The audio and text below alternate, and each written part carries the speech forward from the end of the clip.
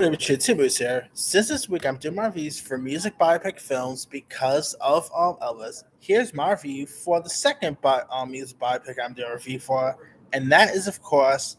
Now I just did my review for the Buddy Holly story, so I decided to go ahead and do my review for the film about Richard Valens, and that is of course La Bamba. Now I was actually lucky enough to literally rewatch this movie last year in theaters. During its film event for its anniversary special, and it was such a really amazing treat. I mean, if I tell you right now, if you guys haven't seen La Bamba, do yourself a favor, go watch it. I mean, this movie is so good. Of course, you had Lou Diamond Phillips, who, of course, at the time was like very unknown. Of course, he did. I believe he actually did Stand and Deliver about, I believe, 2 years after, like a year or 2 years after this. So this was like his first big role here, and it was also directed by Luis Valdez, and it's such a really interesting one. Here you got Richie Valens, Lou Don Phillips, who plays LA teenager Richie Valens, who becomes an overnight rock and roll success in 1958, thanks to of course thanks to this love song called Donna, which he wrote for his then girlfriend named Donna, played by Danelle von Zernick, whose parents didn't really want her to listen for her. Of course, this was like Richard Valens and all was this came out of a time where not many people was accepted, so Donna's parents was not really comfortable with the daughter being a Latino at the time. So yeah, I mean it was the 50s. What do you expect? Anyway, and of course, he ends up becoming like a very one of the first major land rocks of all time there. Because of course, at the time there was not really many not many Hispanic singers at the time. So Richard Valens really paved the way for folks like the late Selena, like other Latin artists you see today.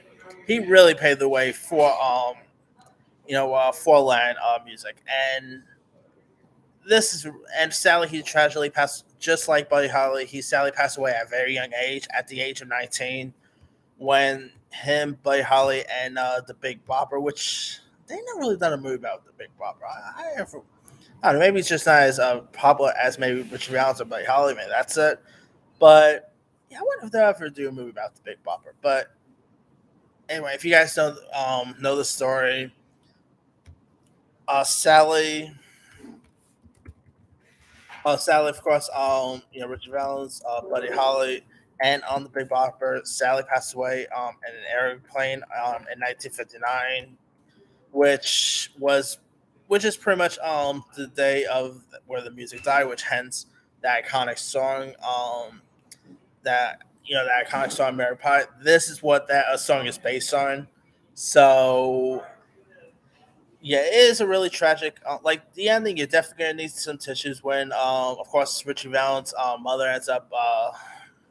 This is based on a true story, so it's not much of a spoiler. So, uh, but of course, where of course, Richie Valens' mother, was like crying. I mean that's gonna leave you some tears, Uh, but besides Lou Don Phillips, this also has some other really cool cast members like Asai Morales, who's of course best known as Deathstroke on Titans.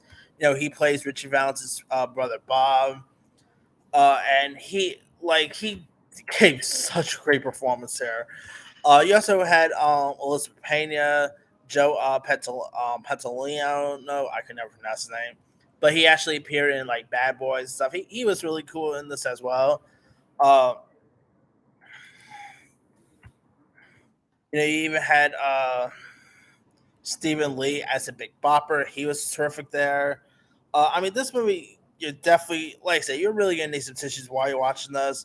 Or so not to mention Marshall Cranshaw, also played by Holly. He was terrific.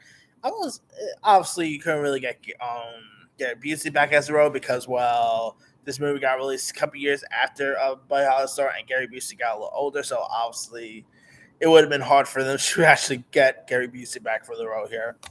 But that aside, Yeah, of course you're gonna have the. This does have lots of iconic songs that Richard Valens sang. Obviously, the most tired soundtrack is La Bamba, and you're gonna have this song stuck in your head. I remember when this song first played, like when I first heard this song, and I have the song in my head a lot. I mean, if you watch this movie, you're definitely gonna have the song get stuck inside your head. Hence the Lego 2 song reference. But anywho, yeah, this is definitely a really sad tune, like a really sad feature. I mean, music biopics like this, whether it's something like Obama or maybe even something like Slick or even The Doors or anything, you're gonna get some material. I mean, it's not true because I was obviously Richard Valens was way ahead of my time, but it really showcased of the impact Richard Valens had on online rock roll culture we have today, and yeah, I mean, gone way too soon. Poor kid died at the age of 19. That's